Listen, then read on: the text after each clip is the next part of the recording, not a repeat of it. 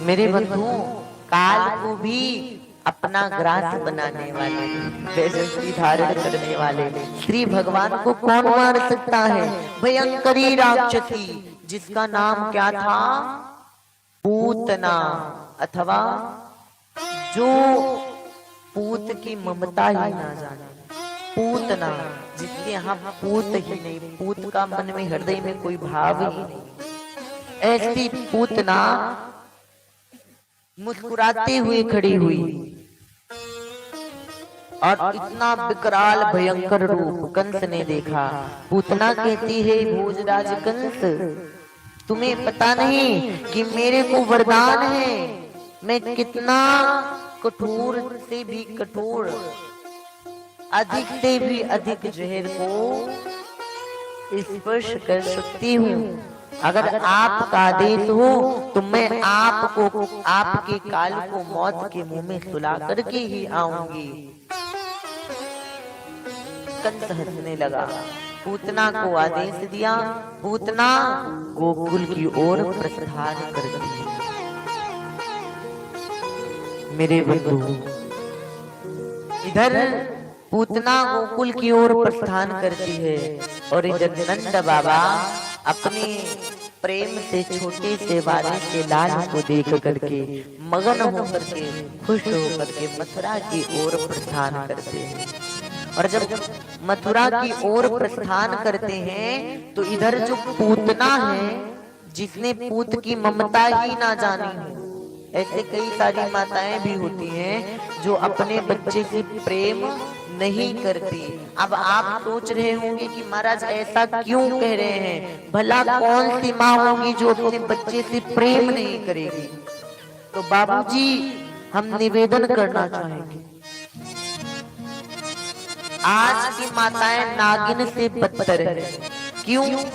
सत्य कह रहे हैं, असत्य नहीं है भैया।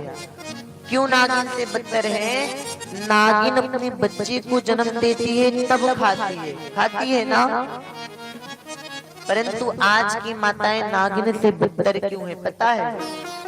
बच्चा गर्भ में आया, माताएं गर्भ को धारण की, हॉस्पिटल गई, चेकअप करवाई, पता चल गया कि गर्भ में बिटिया है, बेटी है, और उस मासूम से जीव को, उस मासूम से जान को पृथ्वी पे भी नहीं आने देती, बच्चे को गर्भ में ही मार देती है ना। क्यों? क्योंकि बेटी है, मुझे बेटा चाहिए। क्यों कहते हो बेटा चाहिए? भाई बेटा होगा, विवाह करोगे तो उसकी वधू आएगी, है ना, विवाह करोगे तो उसकी बहू आएगी। अब एक बात बताओ कि बेटा बेटा करती हो तुम, बेटा से सुख पाओगी, बेटा से सुख पाओगी, अरे बेटी नहीं बचाओगे तो बहू कहाँ से लाओगे, कि बेटी नहीं बचाओगे तो बहू कहाँ से लाओगे। जब सब बेटा बेटा रखते रहोगे तो बहू कहाँ से आएगी? बेटी तो होगी ही नहीं भाई। इस प्रकार आज की माताएं भी कुछ ऐसी हैं, परंतु दर्शन करिएगा,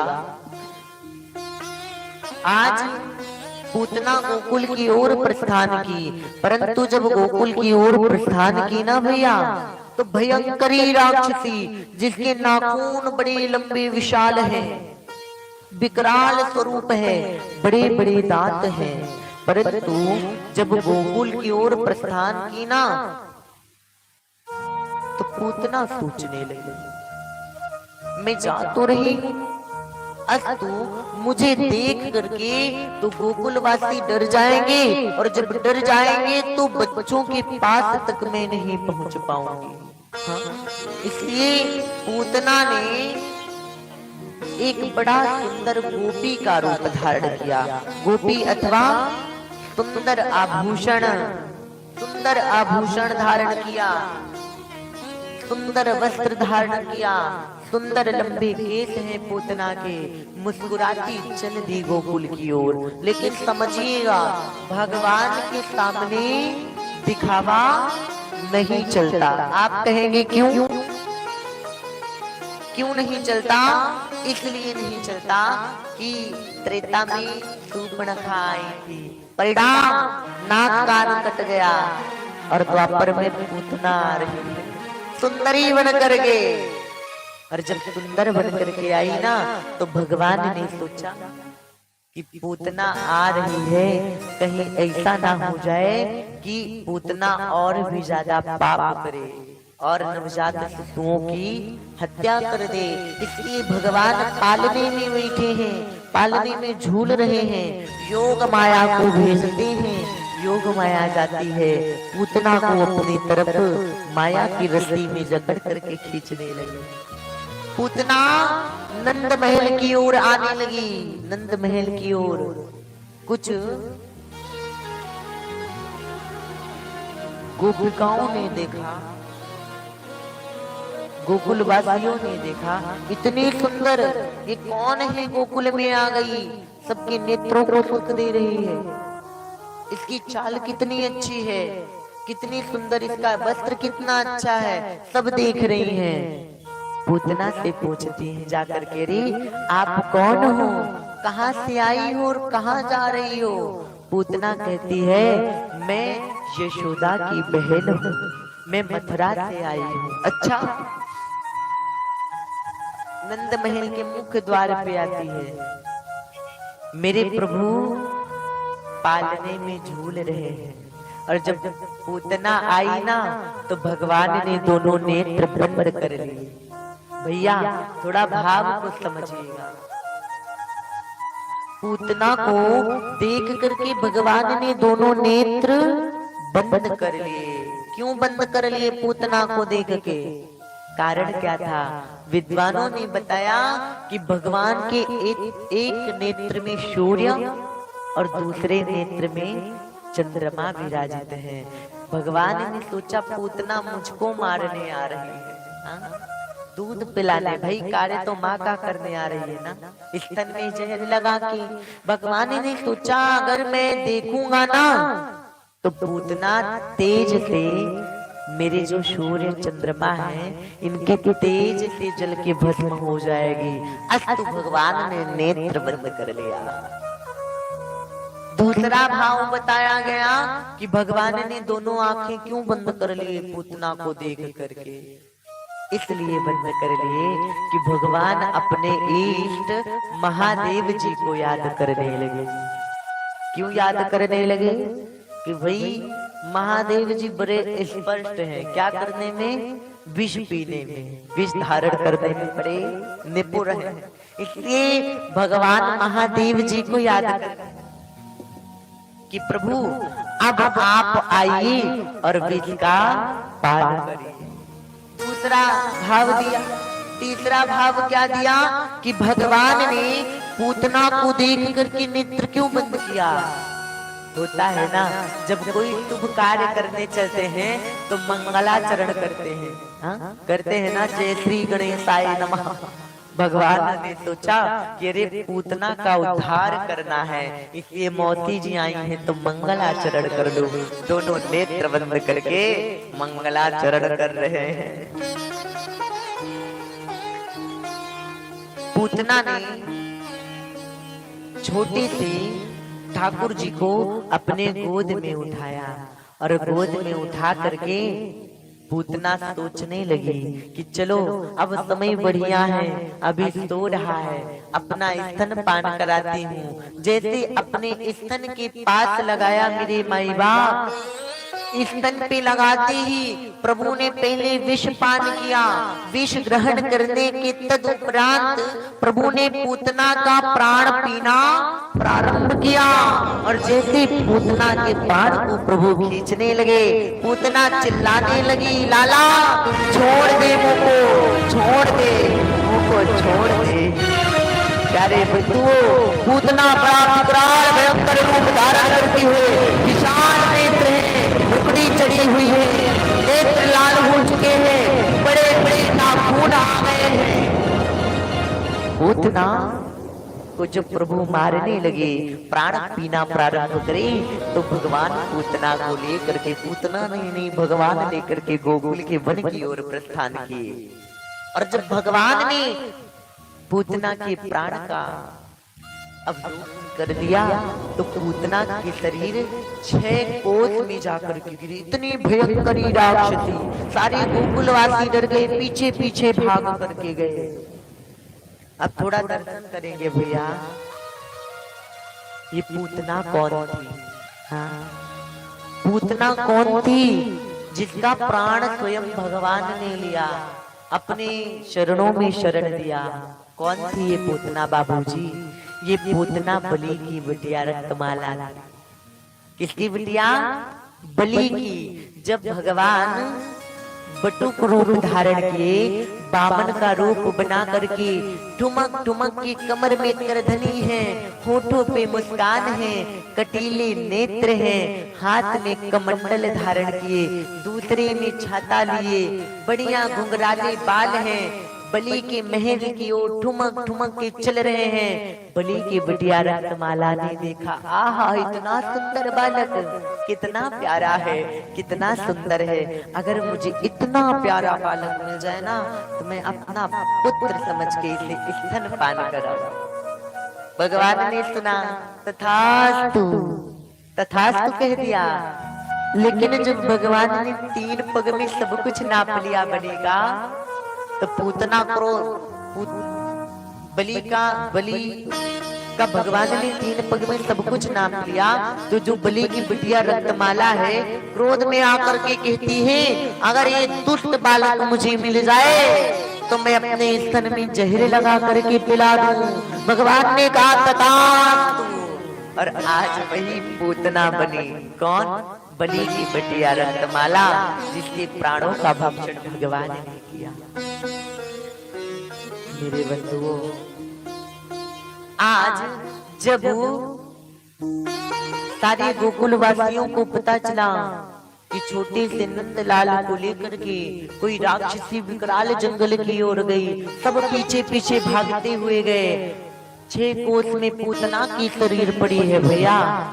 सब गोकुलवासी भाग करके गए, और जब भाग करके गए ना, तो देख रहे हैं कि पूतना के स्तन पे, छाती पर हमारे ठाकुर जी छोटे से, जिसके घुंघराले बाल हैं, बैठ के खेल रहे हैं, मुस्कुरा रहे हैं। मैया यशोदा देखती हैं, देखती रह जाती हैं, नेत्र खुले रह गए। गोकुलवासियों ने सीढ़ी लगा करके पूतना के ऊपर जाकर के ठाकुर जी को लाके मैया यशोदा को दिया। मैया यशोदा ने अपने लाल को हृदय से लगा दिया। मेरा लाला, किसकी नजर लग गई तो को? गोकुलवासियों ने पूतना के शरीर के कितने टुकड़े किए और छोटी छोटी चिता लगा करके, जैसे ही आग लगाया, चिता जलने लगी, मानो चंदन की खुशबू आ रही है। किसकी खुशबू? चंदन की खुशबू आ रही है। लोगों ने पूछा, रे पूतना तो राक्षसी थी, अभी तो चंदन की खुशबू क्यों आ रही है? तो बताया गया भैया, भगवान किसी को अपने हाथों से मृत्यु देंगे तो उसकी खुशबू कैसे आएगी, जरा गौर करो। एक निवेदन करना चाहे, ठाकुर जी कहते हैं, पूतना ने भले ही मुझे मारने का प्रयास किया, परंतु कार्य किसका किया? माँ का किया। वो जहर पिलाए तो सही, अमृत पिलाए तो सही, इसलिए एक रिश्ते से वो मेरी माँ, इसलिए भगवान ने पूतना को अपने धाम भेजा और उसके चिता से सुंदर चंदन की खुशबू आई। मैया यशोदा डर गई, अरे मुझे पता है मेरे लाला को देखने सबरी गोपियां में, मुझे पता है मेरे लाला को देखने पूरा गोकुल आ गई, इसलिए मेरे छोटे से लाल को कोई ना कोई नजर लगा दिया होगा।